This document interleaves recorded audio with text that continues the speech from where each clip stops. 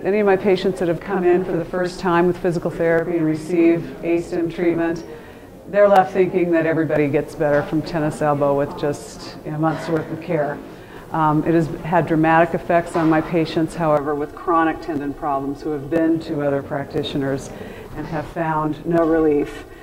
to finally come receive the Astym treatment and really permanently recover from their problems. Chronic tendon problems are a degenerative problem rather than an inflammatory problem, and yet we are still continuing to treat our patients under this inflammatory model with rest, ice, and medication. And so for me, Astym has allowed me to effectively treat my patients based on the evidence that's out there and getting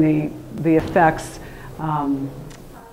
and treating the actual real problem rather than some of these secondary problems